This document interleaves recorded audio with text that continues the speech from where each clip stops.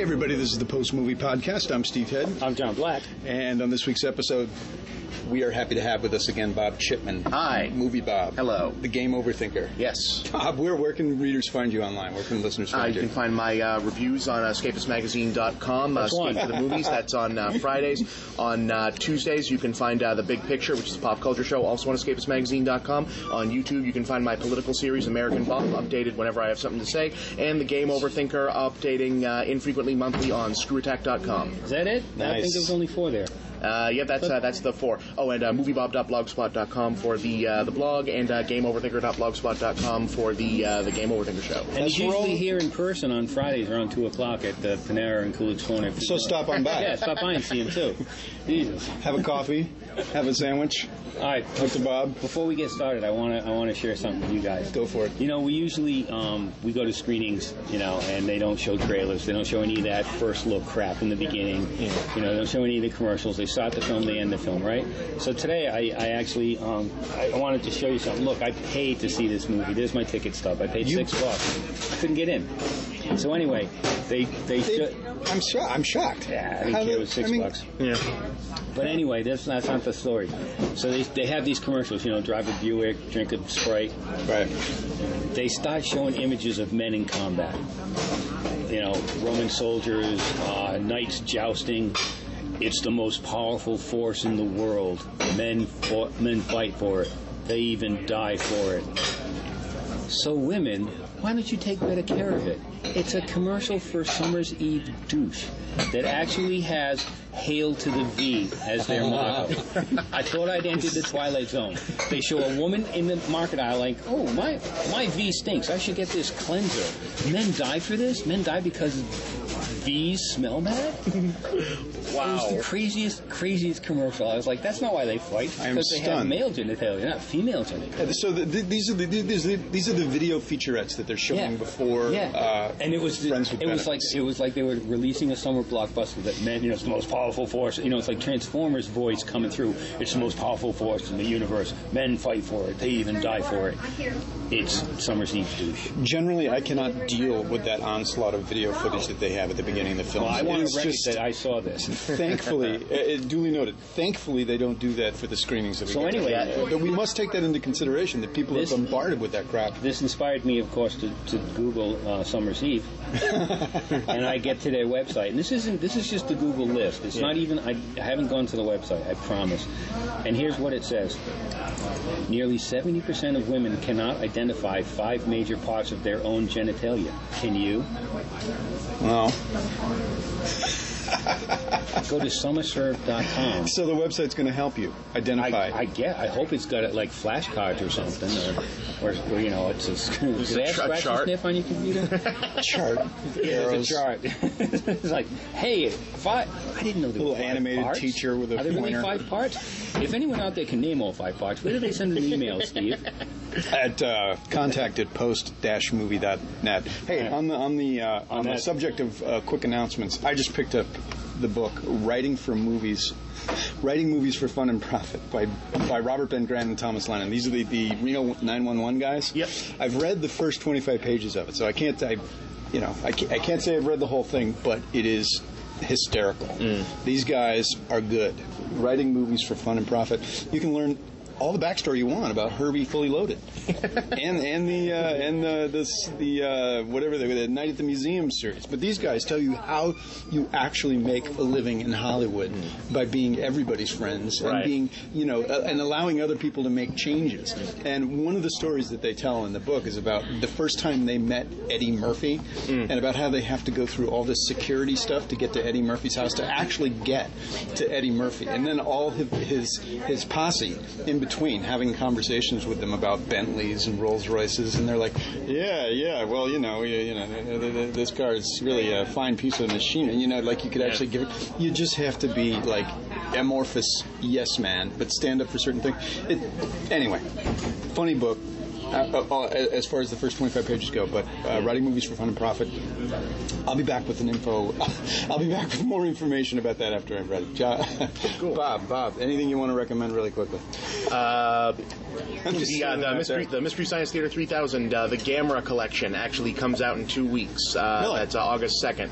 It's one of like the benchmark shows of like movie nerd stuff in the like the last couple of decades. Is the show where the guy and the two puppets make fun of movies. They actually did way back in the day all 5 of Gamera, which is this old Japanese Godzilla knockoff series about a big turtle. They did all 5 movies, and now all 5 of those movies have been put onto one DVD set that's coming out. It's been considered like one of the holy grails from that show is finally coming out. So the fact that they had not released that they had done them and not released them for some contract copyright. The show was low budget show, so they could only ever do movies that the network they were on owned the rights to. And ironically, a lot of these crappy movies that they did that people didn't really remember, once they did them, they got popular enough again that the people who owned the rights wanted more money for them, and that prevented them from releasing the DVD. So that's why not every episode of the show is on DVD, because it has to be stuff they can get the rights to release. Right. But the new company putting them out also had the rights to the old Gamera movies, so they finally got to release these. Which, by the way, Mill Creek has released on Blu-ray, or they did some months back. Remember the Gamera films? I was going to say that that was one of the first Blu-rays I ever got. Yeah. I just love those movies. They are so cheesy, but when Gamera flies and the fire shoots out, he pulls his feet in and fire shoots out and then it spins. It just cracks me up. Have you seen the more recent ones that they've actually been making? Like back in the 90s, they made like a trio of like really like the Dark Knight of Gamera movies, like really dark reimaginings of Gamera in Japan that were actually really good. If you can get behind a really like grim, serious sci-fi movie about a jet-propelled turtle, who can't? Really? There you go. I love it. Gamera. I love it. No listener to this podcast. And you can get it on DVD in the U.S. as Gamera Guardian of the Universe. Nice. All right. Talking about jet-propelled turtles. This episode, we're all about Captain America, the first Avenger, which I don't think anything has anything to do with jet-propelled turtles. But there are jets. So Captain America, the first Avenger, comes out today, and I couldn't recommend it more highly.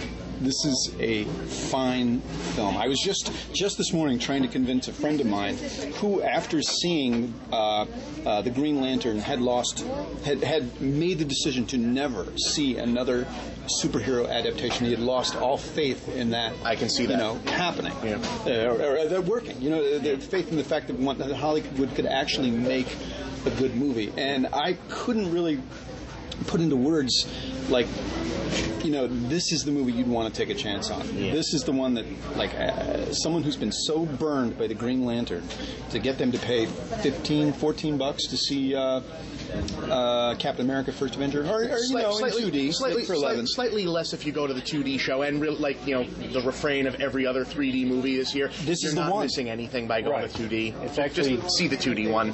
And the thing is, probably looks a lot better. Yeah, that's what I was going to say, because when I was watching the 3D, and I was like, man, that's really dark. And then you pick your glasses up, and you go, no, it's not. I'm wearing fucking sunglasses. There were scenes in the movie that, I was pulling my glasses up because they really it just looked better, and more bright and vibrant in regular 2D. And then the background starts to get a little blurry, and you got to put the glasses on so the foreground characters can be. I would go see it in 2D again. But I don't think it's egregious, but I did. Last night I went to a midnight showing of this the night after I'd already seen it because I wanted to see it again, and it was a 2D show, and the 2D is just as good as the 3D.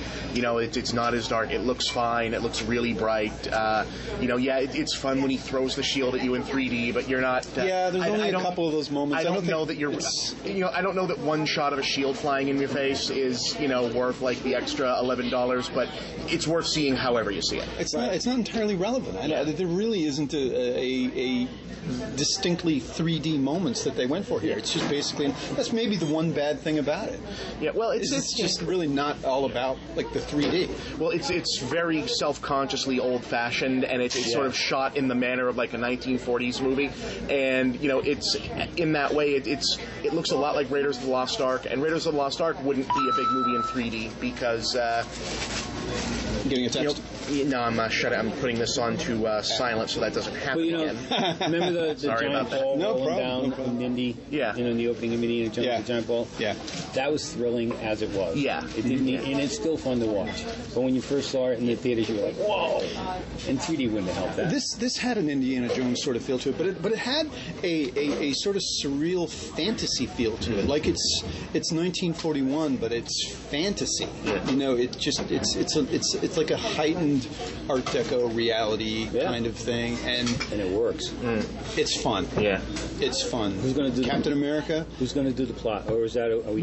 I just think that I quickly summing it up is it takes place in 1941. Captain America, Steve Powers, Steve Rogers. He's been, I think, trying. What was it, 6 or 7 times to try to get in there? 5 times. Okay, thank you. He's a runt with a lot of medical issues. Yeah, and he can't get in. He can't get drafted. So when he goes to different drafting stations, I guess in different states, given the opportunity to try to get in, and it just doesn't happen because he is basically Chris Evans' head.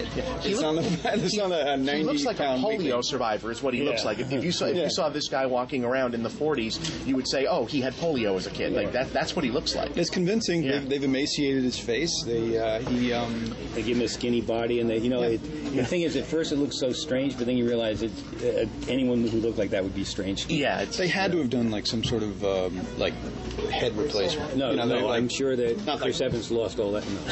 No, I mean like they hired some like 90-year-old. 90-pound it's like weekly. Benjamin Button stuff.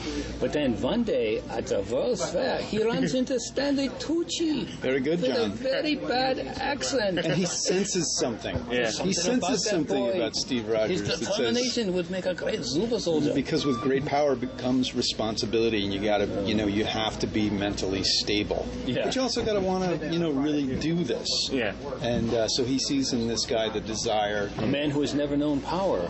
Yeah. And all the lines that thing.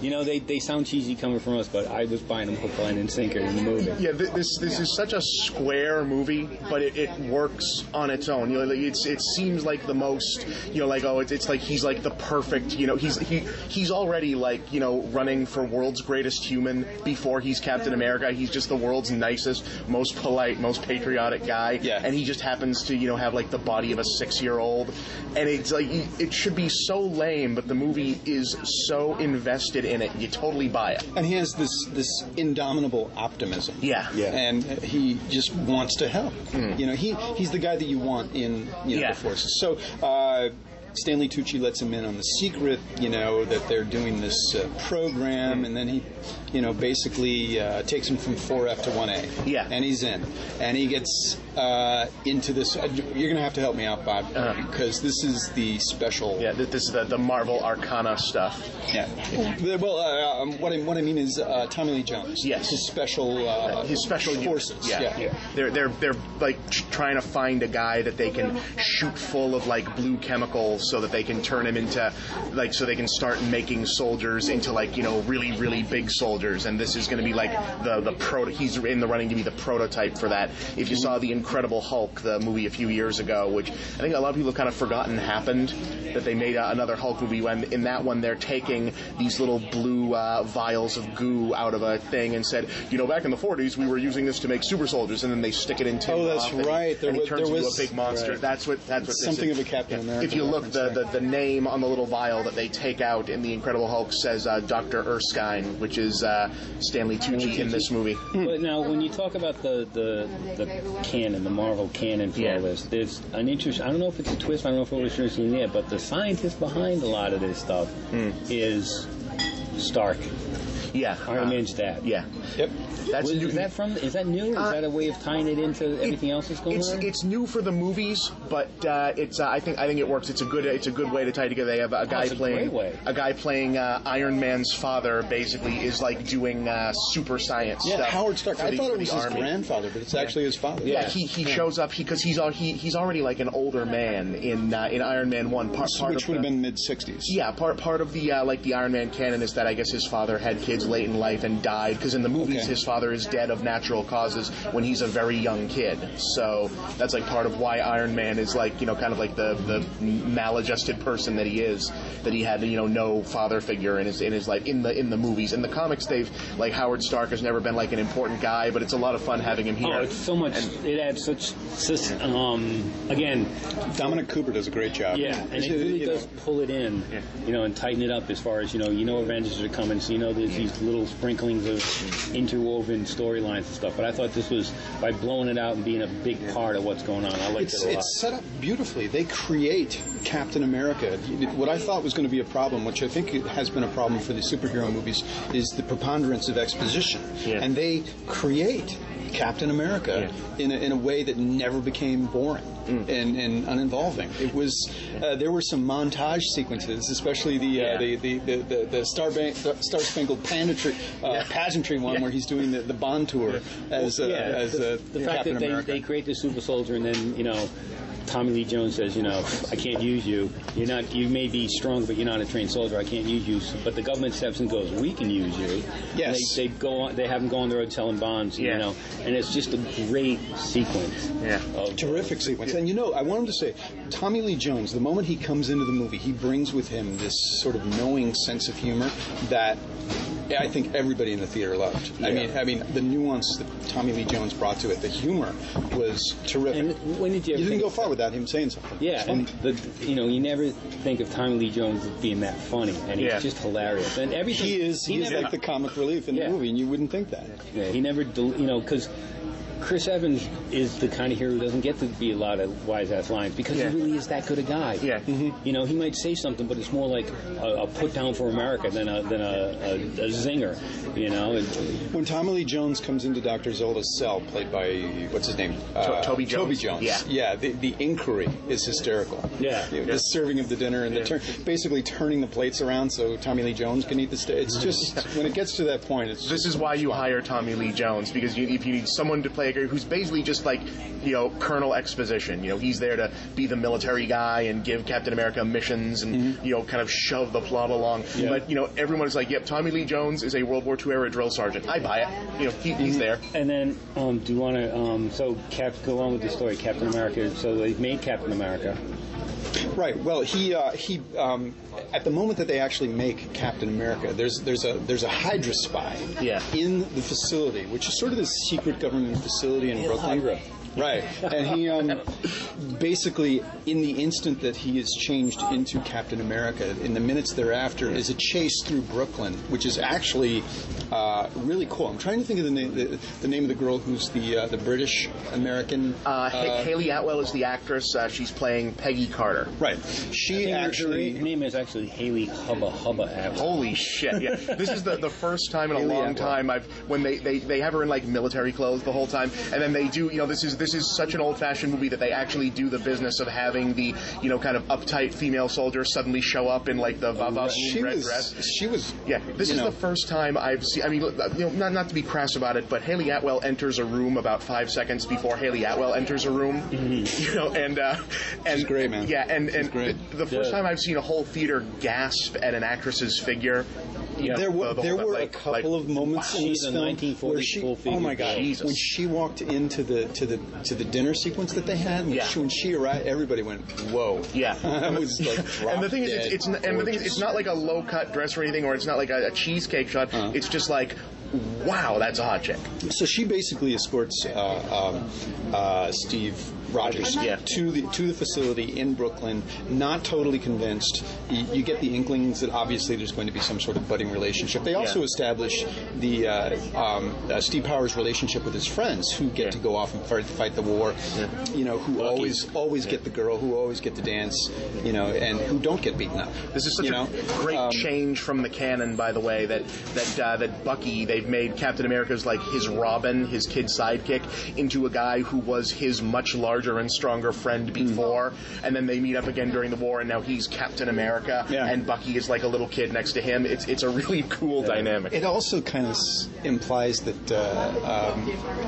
Peggy Carter is kind of shallow. Yeah. Because she didn't go for the skinny guy, but now that he's like Captain America's superhero, they got like the attraction thing going. Okay, so anyway, so this in this sequence in the facility where Captain America is changed and gunfight breaks out. Yeah. One vial is able to skip away. It's able to get there. One vial is not destroyed. One of the Hydra guy takes it, escapes. Chase breaks out in Brooklyn. Very funny scene that actually pays homage to Batman. Yeah. Where a kid is pushed into the water, and the crook keeps on going, and I don't want to give it away. I won't give it away, but if you remember the scene in the Raiders of the Lost Ark where where the guy pulls out the big sword and it's going to be same purpose, and it's going to be like this. Oh God, we've seen this a million times before. Now a fight breaks out and Indy just shoots him. The way that they turn around the bad guy throws a kid in the water and the hero has to stop and save him. The way that they turn that around in a way that it kind of hits you in the head and goes really obvious, like, oh, wait a minute, why doesn't that? Why have I never seen that before? Is like the both times I've seen this, the audience went nuts. Yes, when a joke like that.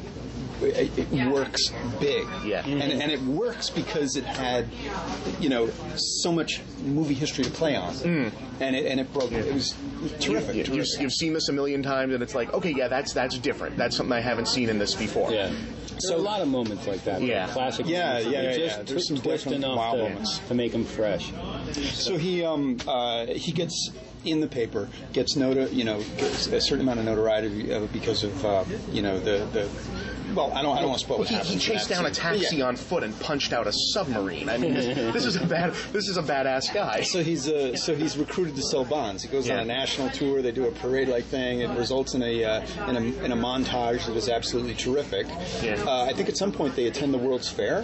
Yeah, at the beginning of the movie they have like a World's Fair thing, which is like has probably the most obscure. Oh yeah, you were mentioning to me this. I want to get back to that because you said that there was something there that needed to be. Yeah, there's if people know their Marvel canon. I won't describe exactly what's going on, but there's a guy, like a big robot in a tube at the beginning, and it says Professor Phineas Horton's Synthetic Man, and that is actually like the design is exactly right. It's the first Marvel superhero ever was a World War II hero called the Human Torch, that was a robot, like a synthetic Frankenstein man that if you exposed him to oxygen he caught on fire, and that's who that's supposed to be. And of course this is a double joke because Chris Evans, who plays Captain America, played the second Human Torch from the Fantastic Four in another movie.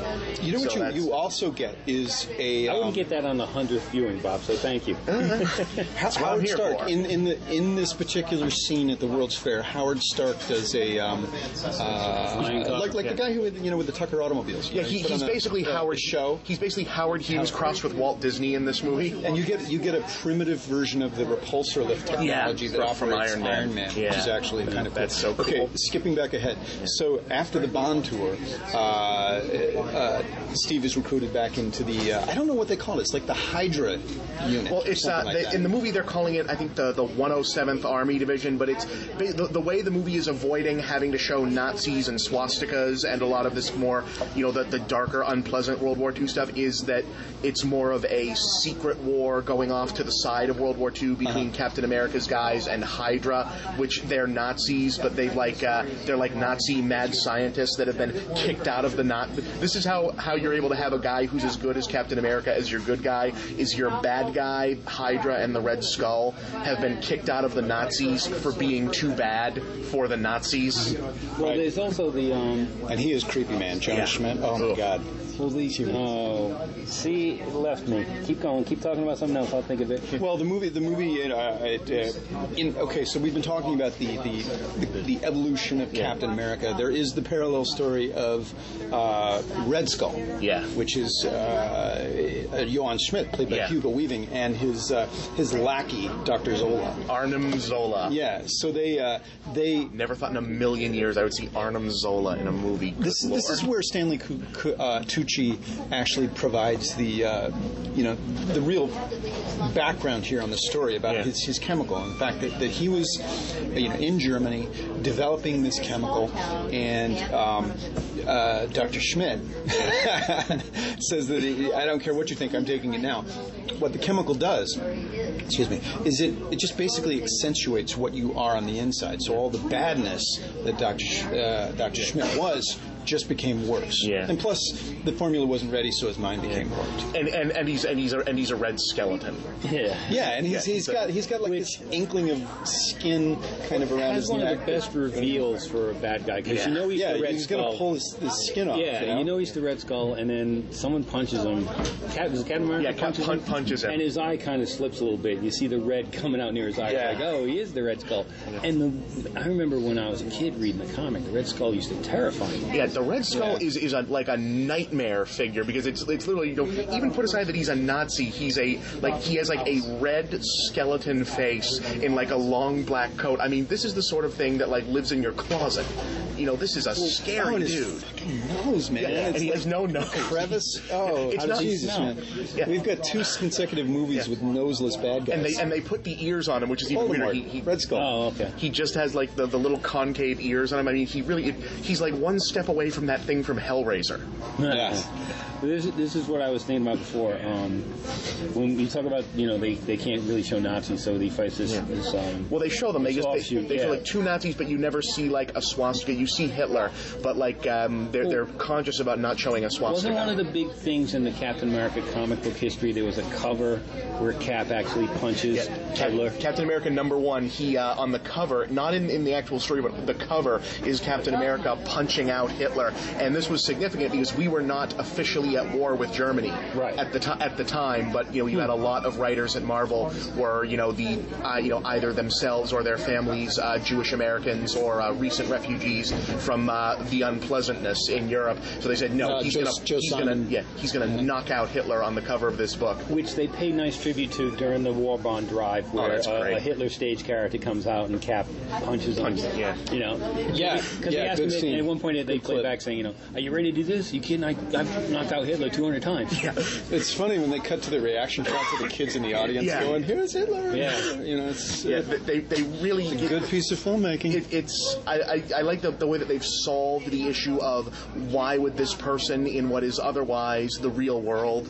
We're kind of seeing like the birth of superheroes in the Marvel universe here. Mm-hmm. Like, why would this guy dress up in this goofy costume? And it's the idea that he hates dressing up in this thing as the USO show, but then he goes behind enemy lines, still wearing this stuff, and the other soldiers react to it like, oh hey, it's that guy from the movie. And it's like the symbol of Captain America kind of puts steel in everyone's spine, and so he does it full time. It's like it's like intentional and unintentional. Yeah, I mean, he goes overseas to do more, the bond drive, and after his success of doing the bond drive in the States, he does it for the troops and falls flat. They throw at him, he's lampooned. Right, but he doesn't. It's only moments after that they are told that there's his basically band of brothers that's basically stuck somewhere in Europe that they can't get him out. They just they're going to have to fend for themselves. And Captain America's like, I'm not going to stand for this. So they momentarily just break ranks. Howard Stark takes a plane with Peggy and Captain America, and they drop him in over enemy lines to go and break these guys out. It just so happens that he's wearing the Captain America outfit, and he brings he's shaking one of the helmets that might be and the shield. Prop, Well, there's sort of a cue moment where Stark is showing him the different things that he might be able to use, and he shows him the shield, the different types of shields that you could use. And he says, well, this is this one shield, and it's made of vibranium or something like that, and it's like the most rare metal on the earth, but it's also the most indestructible. It's so bouncy. Did he steal it?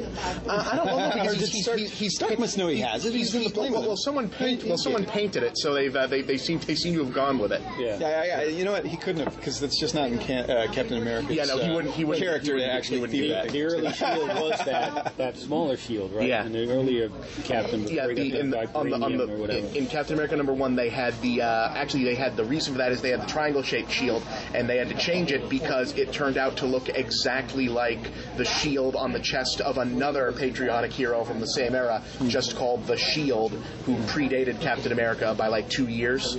So people forget this. Captain America was not the first or most popular, flag-themed superhero in World War II era, and he really wasn't well known or remembered until Marvel brought him back in the 60s as like this man out of time character. He was a big success, though. Oh yeah, huge. As far as Kirby and Simon go, it's their first big success. It's they helped create Incredible Hulk, or I think Jack Kirby did, and also Thor. Lee, right? Oh yeah, all of the 60s Marvel heroes were like Stan Lee, Joe Simon, Jack Kirby, straight on through. Pretty much only like Spider-Man and Doctor Strange are the ones that don't have like a Jack Kirby or Joe Simon influence behind them, because those were Steve Ditko characters.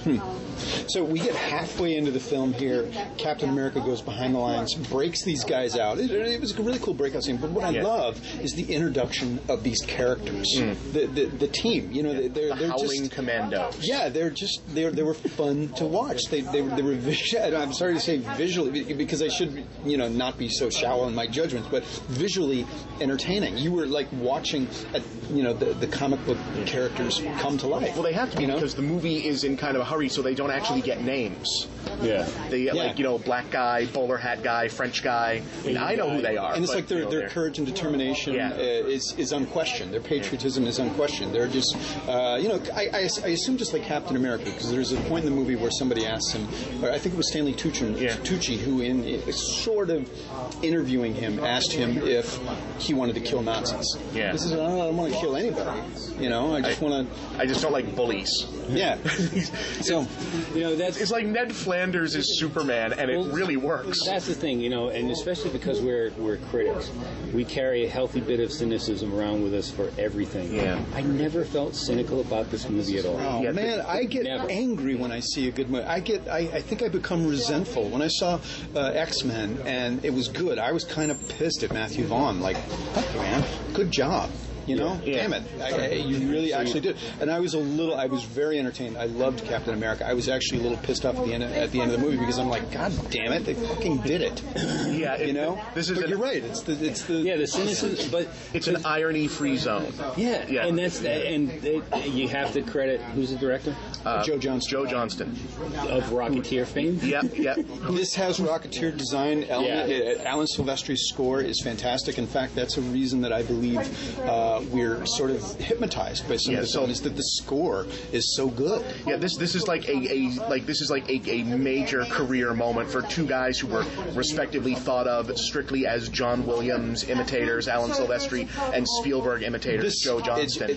Bob, it's over the top. You know what I mean? I mean, like, this is the best thing. Yeah, this is the best thing Joe Johnston's done. Yeah, but that's the thing, is it's such a delicate balancing act to keep that irony out. Yeah. And to keep us enthralled as an audience without ever stopping saying, will this guy give it a rest? No one's that good. Yeah. And the fact is, even at the end, you're like, he really is that good. Yeah, something happened. Maybe it was their movie editor. magic. I don't know. It just I think elements came together and it really works. Well, part of it is Joe Johnston has, most of his movies have this, like The Rocketeer is another movie with no cynicism that feels very much like a workout for this week. He also did October Sky. Yeah. Which like this is a guy who's been making. I mean, he's done some average movies. Like he made Jurassic Park 4. Okay, whatever. Not wonderful. Oh, I should say my opinion isn't biased. I worked for Shelley Johnson for a year on Ninja Turtles 2. Excellent. And that does not factor into the fact that this is a terrific film. Yeah, I just wanted to... Yeah, I think, is this Johnston's best movie? Yes. Yeah. I mean, I would have said Rocketeer before it. Some people, Dave Chen told me that, this is his, he still has a place in his heart for October Sky, but this, I would have to say, is the best. He's been warming up for this exact movie his entire career. This is like and I remember thinking when Marvel first announced that it was, going to be Captain America, and they said, who's going to do it? And they said, Joe Johnston, and people went, oh man, because he's like Wolfman was just taken out of his hands. This is the guy. This is the guy. The fact that the studio basically took Wolfman and reshot it, re-edited. It's a mishmash of things that just sometimes don't work. Well, he was batting cleanup on Wolfman though, because they'd already shot some of that movie with another director who flaked out on them, Mark Romanek, and then they brought him in because they said, look, we know you'll finish. Right. So it's a job. Yeah, no, it's there, and it's he's waited a good long time. So the creator of Boba Fett, by the way, is I think what he's probably like, one of his like best known works. He's the guy who created the Boba TIE Fett. Fighter. Yeah, he's been an effects worker on Lucasfilm and whatnot. Yes. So glad when I was a kid, one of the first things that they came out with, when Star Wars was actually in theaters later in the year, they came out with the Star Wars blueprints, and I thought it was amazing. They came in this plastic pack, and you get like, I don't know, it was like 10 or 15 blueprints that you get, and you'd fold them out, and it would be detailed blueprints of the Death Star trench and the TIE fighters and different, mechanical production design things in the movie, all signed by Joe Johnston. And so is there a young Steve in the backyard trying to make his own Death Star? Oh man, I just I was making my own models, that's for sure. But I do, the whole design of the TIE Fighter, design of the X-wings, Luke's land speeder. These are Joe Johnston. Yeah, he was a young, talented designer. That first film that I don't think was entirely representative of what he was capable of. I was like really like, Honey, I Shrunk the Kids, but The Rocketeer was more like Joe Johnston. Yeah. That's his kind of thing. Yeah. The October Sky is his kind of thing. This kind of thing, I don't know what it is. It's old fashioned. It's old it's school. Period piece. Yeah, it's some kind of patriotism in there. It's before the 70s, that whole 60s, 70s thing where everyone got cynical and personal about movies. This is big entertainment. I mean, this movie the patriotic message works. It's so old-fashioned that it has a musical montage in the middle of it. That's how 40s this movie and is. it caps off with this it's like we know we're seeing this incredibly over-the-top musical performance, and you're like, I shouldn't be liking this, but I'm wowed by all the fireworks and, and the ladies with their legs. Well, they get it. This is what this guy should be. But they get it, and they also let the guy do it without because those musical numbers are shot like musicals from the 40s. Yeah.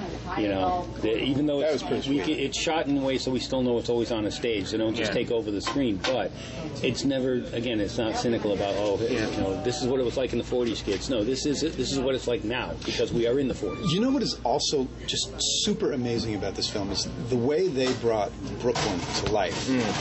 You got the feeling that there is, in creating a period piece, that there is nothing that they can't do. That this actually, you really felt like this was a fanciful version of Brooklyn, but it was like, it didn't feel it's like they really did it. LA cameras panning up, like whole street scenes, the whole city. It's like, holy shit! It's like, is there anything they can't do? I imagine if you're in New York and he says, "I'm just a kid from Brooklyn," the place must go. Yeah, that's good. I lost my They keep handing him what should be the most good, oh come on dialogue, but he really knows. I'm just what's the big thing with the Red Skull? I have seen the future. There are no flags. And he's like, not my future. Right. And the audience is like, yeah. And I'm thinking, I'm watching this in a free screening in Boston. A third of this audience are cynical junior college brats from Cambridge, and I've seen the future. There are no flags. There's their bumper stickers. Some of these kids, but it's get them. There was that. There was that. I want to say in this movie's Indiana Jones moments, it was freaking cool. There's the production design I love. There's a moment when Captain America gets this motorcycle, and the whole thing just comes together. It's fucking kick-ass, looking cool, plowing through the desert, through the forest on his way to go rescue. That was. But that shot where Captain America's on this huge motorcycle, and then there's that shot where the bad guys come up behind. Oh yeah, man, that was cool. That is you could take that out of Dirty Dozen or any one of those. Yeah. World War II movies or so when I would see with my dad. It was just that the way that was shot. It's there's the good guy. Oh, here come the bad guys. It was probably in a John Ford Western where there's John Wayne and then the Indians came out. It's just it's just that shot is copied from that. You you sit there cheering. You gotta love Red Skull's ride. With the hood. Car? That is one crazy car. Red Skull has a stretched deathmobile that he's really protective of. What is he? He's got this skull with an octopus's body. Yeah, the Hydra. The Hydra logo does not, in fact, depict a Hydra, which is kind of it's a skeleton head with octopus tentacles on it. Because one dies, two rise. Yeah. We failed to mention an important element in the film, which is something that Red Skull has come into contact with. Yes. It's this cube. The cosmic cube. And it somehow harnesses this power, which he's able to use to disintegrate people. Yeah, and so he's planning on disintegrating cities. Yeah, ultimately, it's just a MacGuffin. It's like blue laser stuff and whatnot. And if people are like looking for proof that like this whole Marvel continuity thing is working and is like helping the other movies, this is proof of what that can do. Is that the basis for all of this is that this is one of those magic Viking weapon things from Thor, because the Red Skull keeps talking about Odin, left. And there is some elements that make you think, wait a second, this is somehow going to connect to Thor. Yeah, ultimately, it will. Right. It's not overbearing. Like, you don't need to have seen Thor to see this. But I think other movies, would have looked at this and said, wait a minute, we have this otherwise sci-fi movie, and now this guy's walking around talking about how the Viking gods were real and they left powers around and he can find them. And it never feels the need to like stop and like slow the movie down to explain it, because it's like, no, we explained this in Thor. Anyone who's pedantic enough about this stuff to want to know how this works probably already saw Thor. And we see a little bit of it when the big portal thing opens, right? Briefly, you see like the spacey cosmic Asgard stuff. It's like, oh shit, that's Thor. Okay, this is where we are. That's something too. When all the bad guys, because they have the cosmic cube, they develop weapons that shoot blue rays that disintegrate people. Right, as if they already weren't afraid enough of Red Skull. Right. To think you actually might think or say something bad will end up in your disintegration. But there's a big fight on a plane, and which is really, really actually one of the bad guys gets thrown out and goes through the propeller. Yeah. And I was shocked because up and then it's kind of like blue lights, people disappear. Yeah. It's like one of those old-fashioned, you get shot, you go, oh, and fall down. There's no blood or anything. But this guy, and again, it was that Raiders thing, when he's fighting the German and the plane that goes around and he gets propelled. Yeah. This guy gets propelled and he just explodes in blood. It's the best propeller accident I've seen since Titanic. Yeah. Yeah, but you watch it, you go, whoa. Yeah, it adds that just a little edge at that point, which kind of like, ooh. When that happened, they're one PG-13 gore scene, yeah. And it's right where it needs to be. Especially because it's in a scene where, as if we're not already sold that Captain America is the world's coolest human, is that he, jumps out of an airplane to fight two bad guys. Like, he'll figure out how to get back on the plane later. Yeah. Right now I've got two guys to punch. It's like Indy being separated from his hat. You're like, oh my God, all of a sudden the drama is now, is he going to be reunited with his shield? Yeah. That scene where he went through the propeller, man, I think I said, what the fuck? I was like out loud while I was watching it. That was you? That was me. That was good. I mean, I was impressed. Cover your ears, kids. Yeah. I also want to say, the movie actually starts in the present day. Yes. Mm-hmm. Which I guess was a little bit disconcerting, but it plays into the, what's going to happen really well. I think it goes back to what you were saying. If you know anything about Captain America and how he was found frozen in the ice and thawed out, and they play that well at the end too. Now, do we want to stay spoiler free, or can we talk about the ending? No, we can spoil it right now, as long as everybody knows that from this point forward, we're going to do some spoilers. The movie's been out for a couple days by the time you're hearing this, so hopefully, my idea is, for the podcast, is that it's like it's extra conversation after you've seen the movie. Yeah. I mean, it's spoil the hell out of it. Yeah. It's the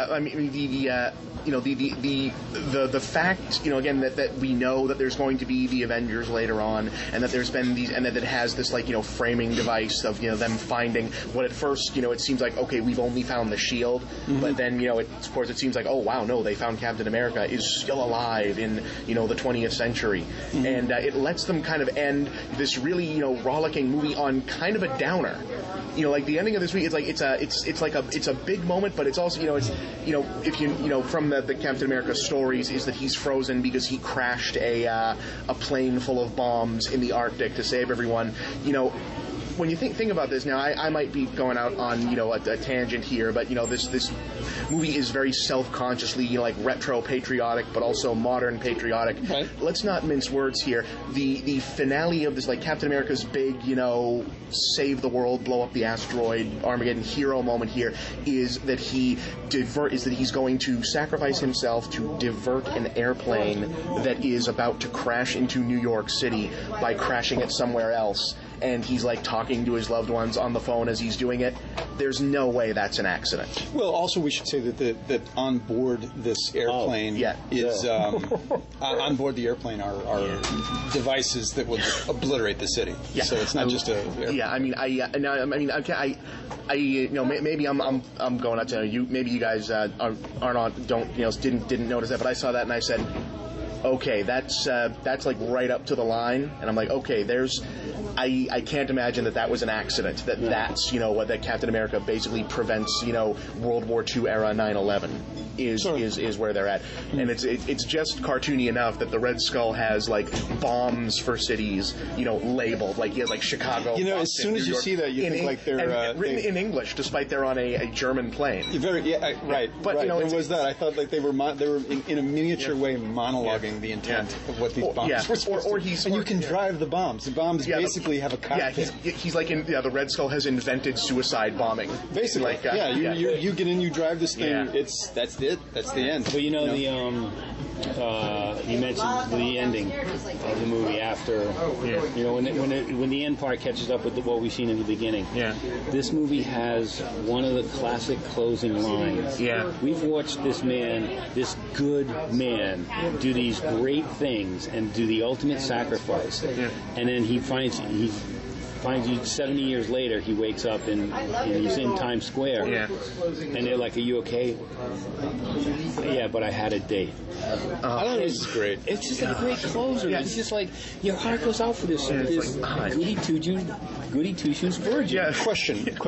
Okay, so he wakes up in this room that, for all intents and purposes, we believe is somewhere in Brooklyn in the 1940s, and he's listening to a Brooklyn Dodgers game from Ebbets Field, and he knows, when he wakes up, he knows exactly what this game is. It was a 4-4 tie, 9th inning or something like that. Well, he's a Brooklyn guy. He would be a Dodgers fan. Inside the park home run, makes it 8-4.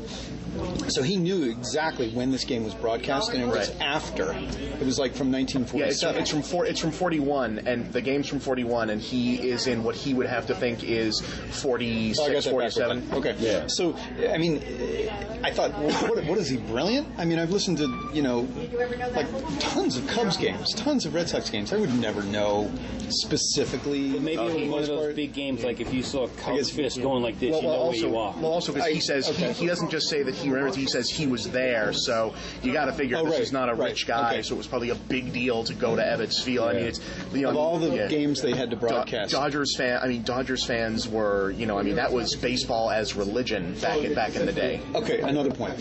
So they've decided that the best way to acclimate him to the future is to somehow create the impression that it's the illusion of the past and slowly acclimating himself to it. So I don't know what the reasoning behind that is. I mean, that's comic book. Well, that's from the Ultimates. They did a relaunch of the Avengers for like the alternate universe Ultimate Marvel, which is like the Avengers if they were real badasses. And it's not like a great series. It's not my favorite thing in the world, but it's the whole business of we found Captain America, try to break it to him gently by sticking him in a room that looks like the 40s and very slowly telling him that it's there is sort of from that book, and it's kind of a turnaround. I think it's supposed to be a turnaround, like that they're treating him like an old man, or like someone who has like Alzheimer's, and it's like no, he's he's got to be only like 25 years old, even though he's in his 90s by the end of this movie. Right. It's going to make for an interesting dynamic. So he escapes. He basically breaks through the wall of this thing, and it's like breaking out of a movie set. All of a sudden he's on the other side of this thing that's like a set, and then he's running down this glass corridor like the modern office space, and then he appears in Times Square with all the gadgetry. Yeah. So it's like to him completely disconcerting. And then the car pulls up and the door opens, and it's going to be Nick Fury. Yeah, it's Nick Fury. Oh my God! Right. Nick Fury. That gets a big reaction. Yeah. But I think I really like the idea that he's been propelled. In his mind, one moment he's in the past, next moment he's in 2011. He's going to bring losing all of what was classic about him, Yeah. what was classic about his character and his intentions, the things he loves, the way he thinks. That's going to be something that's played off by the other characters, you know. And how fun is it going to be when to he meets see the other Avengers? Well, to see like this, even in like later Captain America movies, which I'm sure they're going to make. It'll be if they choose to make them in the modern day and not like other stories from World War II. You know, it'll be interesting enough to see this guy who's like like your grandfather or great grandfather, you know, but in the prime of his life, you know, trying to figure things out in like, you know, the modern day. You know, it's that man out of time he might stuff. Get laid. Yeah, he's going to be thinking like what happened to Peggy Carter? Yeah. What happened to Colonel Phillips? You know, these things are answered in the comic. Eventually, when they did the Captain America originally, it had only been like 20 years because it was in the 60s. So originally he'd only been like frozen for 20 years. So he's like a man out of time. And isn't Peggy really old? He goes to see her, and she's an old woman, but she's got like his picture on the wall. Yeah, and she also has a really attractive daughter or niece who looks and acts exactly like her. Yeah. I'm hoping that because I would love to see. So she's a Hubba Hubba come back. Yeah, that would be cool. Excellent. It's a running joke actually in the Ultimates that when Captain America comes back from World War II, that he's actually like a crazy ladies' man because, you know, he's from that other time. And, he's like the dinosaur James Bond. Because women are like, it's like, oh wow, it's, you know, it's a literal daddy figure. Yeah, you know, so he can dance. Yeah, he's this that business. But when I think about like when they do the Avengers, and I hope, you know, that they don't, you know, start the Avengers up and say, okay, by now he's got things figured out and he's just like everyone else, because it'd be really fun to see this guy,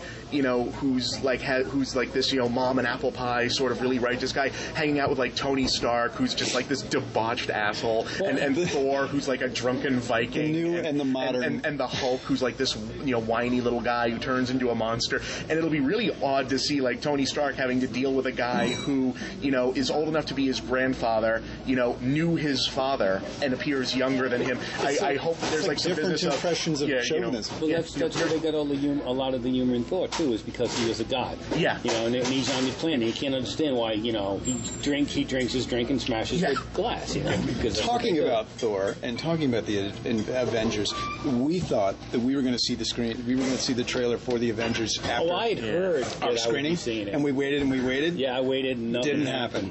But apparently it does actually. There is a trailer for the Avengers at the end of the movie on the regular prints, which is a nice tease because it looks like it's just going to be a tease for the next Captain America movie, and then everyone shows up and it's like, oh shit, is it good? I liked it. It's a very early teaser. You can tell they haven't shot much of this movie yet, but you get to see everyone. You get to see Captain America. Thor with Captain America. Yeah, we get to see. We see it's missing like a shot of them all standing together, but like we see a couple of them around a table. We see like Tony Stark like high-fiving Thor, going like, "Hey, nice hammer," you know, this sort of thing. You know, like, you know, Tony Stark walking around like you know, a functional alcoholic, you know, with all these. As we get a brief, you can see very quickly like the modernized Captain America uniform that I guess he'll be wearing.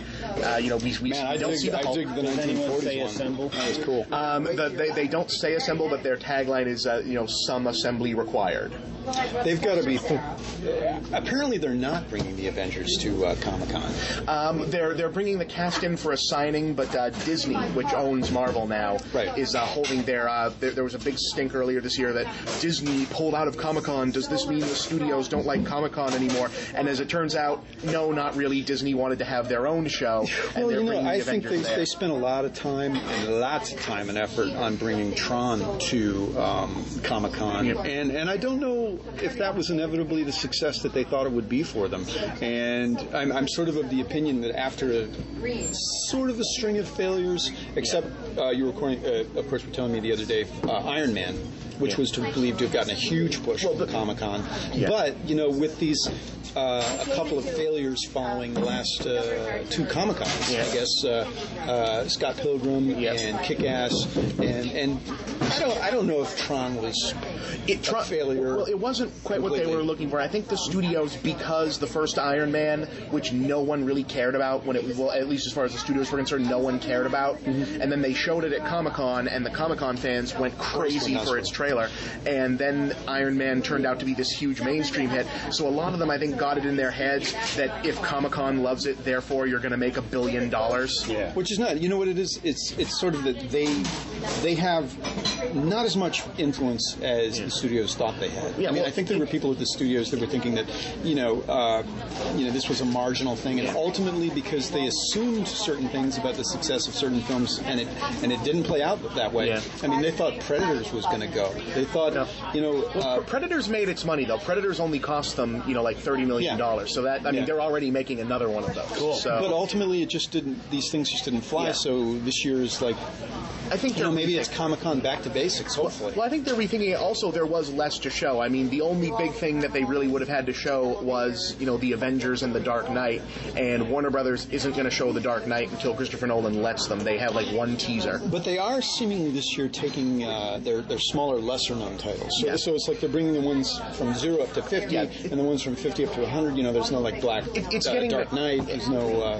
It's getting back to what Comic-Con I think was supposed to be in the first place, which is it's a fanboy convention. For people who are really into this stuff. Last year, the studios were bringing stuff there that had no business being like Hawaii 5-0 had the a big Mentalist. Yeah, and the Mentalist had big shows at Comic-Con. Comic-Con's audience doesn't give a shit. John's looking at us like, what? No.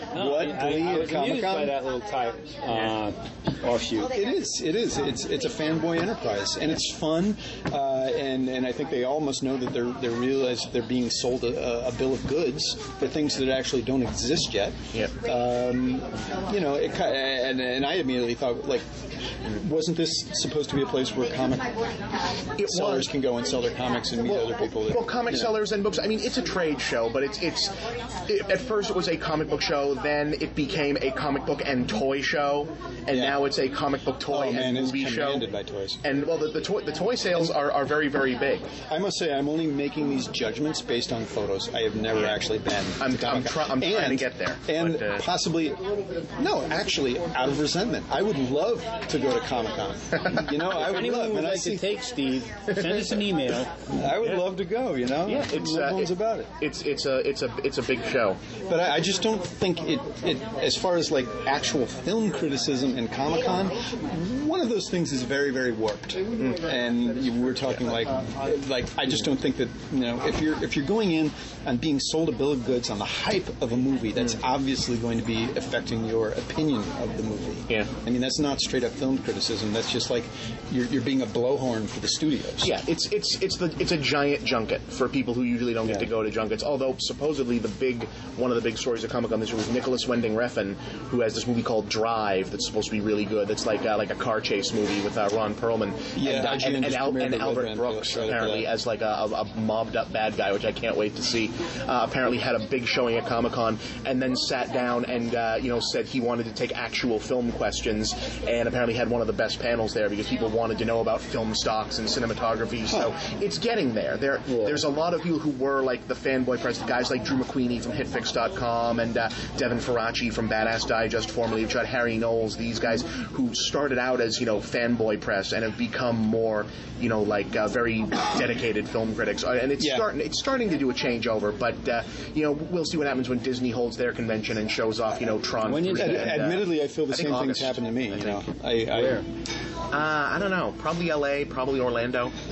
Boston would be good. I think so. D23. I didn't even know what D23 was until last year. It wasn't anything. It's Disney's trade show, but then Disney got it in their heads like, wait a minute, Comic-Con's fun, but what would be better? One where we didn't have to share. So now they're going to be doing the Muppet stuff. They're going to be doing the Avengers, the Marvel stuff. That's all going to go over to D23. Yeah. Spider-Man actually is at Comic-Con. Is at Comic-Con this year. They did not get a good reception. No, the new Spider-Man trailer, which is playing in front of Captain America in some areas, is dog shit. Wow. It looks awful. Tell us what you think. Yeah, it's dog shit. It looks like I was not a big fan of the idea of rebooting Spider-Man, but it looks. I'm not going to take over the podcast to talk about it, but it looks horrible. Say dog shit again. Wow. Dog shit. Wow. Like the feeling I had about Green Lantern, same feeling about this. It looks bad. Well, I guess something can be attributed to Captain America in terms of saving saving at least the thought that there can actually be a really good superhero movie. Yeah, I can made. After this summer, even I'm the easiest lay in the world for this stuff. Even I am a little bit, like I understand why people Superhero would be a little burned out on, you know, the men in costumes saving the world thing. This has to be a record summer after this summer, but Captain America, I guess, is the last one that's coming out for the summer. So you know, it's a good it's a good place to end it for now. And it also doesn't have the, you know, I hope people don't think superhero movie, I'm not going, because this is such a different kind of thing. Yeah, think Indiana Jones, but he has a shield. Yeah, you know, it's. I hope this doesn't suffer for Green Lantern's sins. Basically. Man, I hate the term popcorn movie. You know. But this is like, oh, it's a fucking popcorn movie, you know? I mean, it's fantasy, it's fun, it's funny, it's really freaking funny. And take your grandparents, because it's an old school action movie. You know, so many action movies today are like, you know, it's sensory overload. And how many movies can you know, I can see, you know, an older audience, and I mean like a, you know, 60, 70 and up audience actually getting into this. Young man. Yeah, I haven't had the feeling about the type of fight scenes they had in this movie that were really kick-ass. You know, it reminded me of like Raiders fight scenes. Yeah, they were actually fun with a sense of humor. And then when Tommy Lee Jones gets into it with a good line, you know? It all works. It works, man. I think it's time to move on. Yeah, Of the week. Go see Captain America. John, you got something for us. I do. In fact, it's not even going to be, well, the first one isn't going to be an actual DVD, but you ever work with Acorn Media? You'd mentioned them to me before. They do a lot of British TV series. The Hercule Poirot mysteries, Agatha Christie stuff. Sherlock? Were you telling me about Sherlock? Or was that a BBC thing? The thing with BBC thing. Cumberbatch and Martin. That's actually a great show. But this is they do like British TV series, mysteries, a lot of political stuff. The Helen Mirren, Prime Suspect, all that. Oh yeah, you were talking. So this is the company that distributes it. They just started something called Acorn TV. acornonline.com/TV. So they're putting up like 6 or 7 of their sets per month. It's free from now until the end of August, and then it's $30 a year. But I would encourage anyone to go and check out, because it's free British TV. I'm a big fan of that. Hell yeah. They've got like upstairs, downstairs. Nice. That I just can't see you getting into upstairs, downstairs. I know. You know, I mean, I think upstairs, I can't either. This is something my mom watched in the 70s. She invited me over. I mean, this is what like. No, I know, but I was hooked for it. It's like it's the cheesiest British soap opera stuff, or the Hercule Poirot with David Suchet, or Bleak House, all that BBC shit. You know, I'm not when it comes to when it's a Merchant Ivory movie, you have to drag me in, kick me and scream it. But if it's an old TV show, somehow I fall for it. Yeah. So anyway, acornonline.com/TV. Highly recommend it. It's free, so why not try it for you know, the month of August. And then, do you want to switch off back? No, go for it, John. You were telling me about Sextet, unless you've got something else. No, this is this movie called Dumbstruck. It's a documentary about ventriloquists. I've seen the poster. I've seen the dummies' heads. And you would think, fuck, no, I'm not going to watch this. It's fascinating. It's 5 ventriloquists, ranging from a 14-year-old kid who's really bad to Terry Fator, who won America's Got Talent. And that's one of the best clips of the show, is when Terry Fator wins American Gets Talent. He comes out, and David Hasselhoff is one of the judges. And he's like, oh my God, no, a ventriloquist. This is a contemporary film? Yeah. Okay. So he comes out, and his puppet does an imitation of Etta James, and he ends up winning $1 million. And then he gets a contract in Vegas. They name the theater after him and pay him $100 million to be a headliner in Vegas for 5 years. So it's this balance between a 14-year-old kid and this guy who's a gazillionaire because of ventriloquism. And it takes place at a convention they have. It shows you how ventriloquism works, and it's just, I had no idea I would enjoy this. Pleasant surprise for John. Yeah, very, very cool. So this was based on a performance of At Last? Well, that's the thing he won the America's Got Talent with. His dummy imitates Etta James. I mean, this mob puppet belts out Etta James. You know, you end up watching the fucking puppet. That's a great thing. You know, you're like, that puppet's really good. Oh, it's the guy standing next to her. Please tell me there's at least one of these people has some negative things to say about Jeff Dunham. And he's never mentioned. Good. He's never mentioned. John. I like to imagine like traditional ventriloquists finding Jeff Dunham in an alley and beating the shit I've out never of even him. heard who's Jeff. I've never even. Oh my God, he's the worst. He's one of like the blue collar comedy tour guys. But No, he's not. He's Larry the Cable Guy, but with puppets. He's Larry the Cable Guy as a ventriloquist. We are not going to diss Larry the Cable Guy here. Okay, all right. Turn this off. He's going to get jacked. Jeff Foxworthy with puppets. He's one of the guys, but he's awful. John, okay, so I just got this, but you know more about it than I do. It's a film called Sextet. Well, it's in the box set from Mill Creek called, what is it, Steve? Dangerous Babes. Dangerous Babes. And yeah, again, we've talked about Mill Creek before. You can probably get this set of, how many movies are in there? 12 movies, 18 hours of hard-to-find cinematic classics, including French Quarter, Hard Target, and my favorite title, The Virgin Queen of St. Francis High. And it probably cost you like $10 for these 12 movies. And yeah, they're not all good. And so John was telling me about, I haven't seen it, Sextet. 1978, it was Mae West's last film. And just the lineup. Ringo Starr, Timothy Dalton, Alice Cooper, Dom DeLuise. Alice Cooper. Keith Moon. It's Alice Cooper's the bellboy who comes in and sings a song to Mae West. And they do the crappiest musical numbers. They do like Hooray for Hollywood with tap dancing bellboys. George Hamilton, Tony Curtis. And then, Tony Curtis as a very bad Russian diplomat who must sleep with Mae West. Mae West looks like a wedding cake that's been left out in the rain. She's just melting before your eyes. She's old. She's huge, and she just kind of like moves around the sets and says a couple of classic lines. But come up and see me sometime. Yeah, those kind of innuendo jokes. Well, it was like her late comeback, right? This was like that in the late 70s. Her old pre-code movies got cool again, so she did this. She was alive in 1978. Myra Breckenridge. Oh, I love that movie. She actually gets good lines in Myra Breckenridge. Timothy Dalton is her husband. Husband number 6. That's the Sextet. And her other husband, George Hamilton, comes in. Her other husbands are Ringo Starr, George Hamilton. It's a train wreck, but it's so much fun.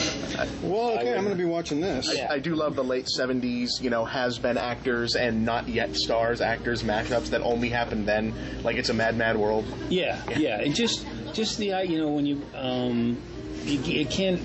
There's just these awful musical numbers, and Dom DeLuise dancing and singing, and it's a moment in time. Yeah, it's definitely it's one of these things. It'd be worth $10 if it was just that movie. I think it is $10. More. I think it is $10. It's Dangerous Babes from Mill Creek. Yeah. Bob, do you have anything? I think I already mentioned the Gamma. I was going to say you don't really want the Gamma collection, but I got a couple. Limitless just came out on DVD. John and I reviewed it earlier this year. Surprisingly digged it. Yeah, I like It's actually a little bit of a disturbing film. It was very cool. Yeah, that's I highly recommend Limitless. Also, okay. Take Me Home Tonight, the Topher Grace Anna Faris flick. Sarah and I watched this on Blu-ray a couple of days ago, and it's like, I'm going to put the Blu-ray in, I'm just going to see what the movie looks like, I'm going to watch 5 minutes, maybe 10 minutes, just get a feel for it. We end up getting sucked in. It is hysterical. I mean, it was the first time she'd seen it. I'd seen it in the theater, but, it's like, it's 80s homage with all the music. It's just funny. It's just like, him wanting to make it in the 80s world of business, so he, but he's actually decided to take a job at Suncoast Video after graduating from MIT. Oh, Lord, I remember Suncoast Video. I worked at Suncoast Video. Yeah, he's trying to, he lies to get to his, he basically wants to get together with his high school girlfriend, who's not really the girl he should be with. Right. That kind of a thing. But, I don't know, it's just a classic 80s spin on 80s movie motifs. Did you do the interviews when Topher Grace came in? No, I missed it. He made a point where I should have been there, but I wasn't. Did he write it or he produced it? He produced it. His idea, he and his producing partners, their idea was to make the classic 80s film because in a way it worked. There's a 60s film, there's a 70s film, there's the 80s, and he wanted to make that classic 80s retro comedy, and he really did. Between the soundtrack and the dance off. I don't remember actually being in a dance-off. You were alive during the 80s, right? Oh, yeah. Okay. I have to check sometimes. Because I got out of high school in '77, so these are my prime years. Despite the way I look today, these are my prime years. You wore a headband? No. Headbands are pretty in the 80s. Dan Fogler's in this, right? Yeah. I've always seen him as sort of a second-rate Jack Black, but he's funny. But he's got range, but they haven't used him for much yet. Yeah, I wasn't he supposed to do a picture where he was Alfred Hitchcock? I think so. He may have done it, like and I just didn't see it coming out. But he's actually big on Broadway. He's a song and dance man on Broadway, and they haven't really brought that range to the movies yet. But I liked him as the Han Solo character in what was that, Star Wars? Fanboys. He was in Fanboys. He was in Balls of Fury. And let's have a shout out for Anna Faris. Yes, man, she is because she has such a great. A repeating thing in her, she's engaged to this guy who's, again, the wrong guy for her. But they're like a cute couple who always tell the same story. And they tell the story several times about how they got together. They got the guy from Parks and Recreation, who I can't remember his name, but he's funny. But they tell us, you can see the relationship breaking down by the way she tells the story, her part in the story, because she's got a part to play whenever he tells her about them getting caught having sex, and you can see her character break down by the way she has to tell the story over and over and over again. It's just a great piece of work from her. She's just she's delightful to look at, but I think she's a classic comedian. It's a good rental. Yeah. It's a good buy. Anna Faris is Jenny McCarthy with talent. Ooh. And not crazy. She's in that rare category of she's a woman who does comedy really well. I mean, just naturally well. I mean, she has such a terrific screen presence, and you immediately have a liking to her. I almost wish that in this film that she was cast as the girl that Topher Grace wanted to get with. Yeah. But I guess that was Teresa. Australian chick. Yeah. Oh, from wasn't she in the Farrelly Brothers thing earlier this year, Hall Pass? I think so. She was like she's the one that flashed the camera. I think. Yeah, because she seemed like she's like number 4. Or? Yes, yeah. She seemed like the idealistically perfect girl. So maybe that was right. I think Anna Faris is so hot that they don't take that the business doesn't take her seriously. Like they think she's so hot she can't possibly also be talented because she doesn't. She has a ditzy quality to her. Yeah, but I imagine her as actually being Well, the house bunny was hysterical. Yeah. Did you ever see Smiley Face? Photographed by Shelley Johnson. Smiley Captain Face. America, First Avenger fan. Yep. Smiley Face. She plays a stoner chick who is trying. Smiley Face with John Krasinski. She ends up eating pot brownies, that is a good hot cupcakes, and just being strung through the whole thing. The whole movie. But she's also just the next out movie of her mind. Later this summer is with Captain America. Chris Evans. Yep. They have a romantic comedy coming out that they showed a preview of today that looked like it could be fun just because it's her. I'm glad Chris Evans has finally made it because he's been working so hard for so long, and he kept getting cast in like big roles in awful movies. Like Pretty Boy. Like what can you do to remove that fucking movie Cellular from your head?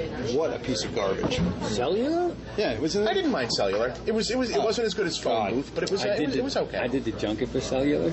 Oh my God. Kim Basinger's insane. She's literally insane.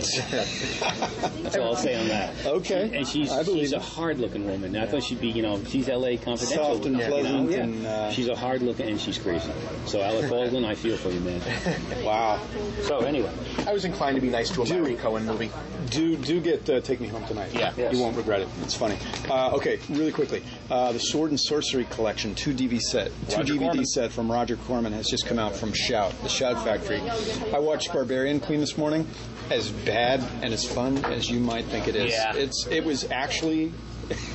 It's an experience. I have not seen Deathstalker, but I started watching some of Deathstalker 2, and I was amazed by its humor. Yeah, the Deathstalker one is a routine Conan knockoff of that era, but all these are. Yeah, well, you get what you want out of it though because it's got guys in big muscles with loincloths and big swords and lots of blood and guts and gorgeous chicks half falling out of their clothes. Barbie Benton completely falling out of her clothes. The nudity is just like they're basically R-rated films because of those shots. Although there was some movie. Suddenly I wake up. Well, in Barbarian Queen, if you rewind it, you'll see some trim. It's there. I'm like, what? You mean like awnings and shutters? Yes. I was like, wow, that just comes out of nowhere. Yeah. But anyway, it's okay. On this 2 DVD set, you get Deathstalker, Deathstalker 2, Duel of the Titans, Barbarian Queen, and The Warrior and the Sorceress, which is the Keith Carradine flick. Oh God, he shows his trim. So bad. What I also know is they did not correctly identify the actual extra features on the back of the box. So for Barbarian Queen, you actually get 10 minutes of deleted scenes. Wow. Which I was surprised to see. Stuff that wasn't good enough to be in Barbarian Yeah, it's Queen. like, and then you'll notice that the trailer actually contains a throat cutting that is not in the movie, but it's in the deleted scenes. There is a scene in this film where the Barbarian Queen, I forget her name, she's like strung up in this torture dungeon, right? And there's a character that looks like a young Stanley Tucci, like the guy in Shock Treatment with goggles, kind of bald, but really a young Stanley Tucci who rapes her on the torture device. Why are we on video and Steve you don't actually get the full scene in the movie, but it's in the deleted scenes, and I'm like, wow. Okay. Yep. You know, they could have gone for a 74-minute movie, but instead they went for a 71-minute movie. Gotta love the 80s. Yes. Yeah. So this is oh my God! And if I had a nickel for everyone who wore a headband, it is just oh man, it's just headband. Is the Barbarians on DVD? That thing with the Barbarian brothers? I don't know. I suspect. David and Peter Paul. Do we remember these guys? They were like twin brother bodybuilders and the worst actors who Yeah, I remember seeing that. I think I'd actually seen the film. Yeah, it's pretty bad. And David Carradine in The Warrior and the Sorceress, so bad. Unfucking believable bad. Well, he was a working man. He was. He was hardest working man in show business. It kind of makes you respect him when you see him in Kill Bill. Oh, yeah. You know, it just, but he did some weird stuff. Yeah. And this was one of them. Yeah. So I think we're good. John, anything else? Nope. Cool. Bob?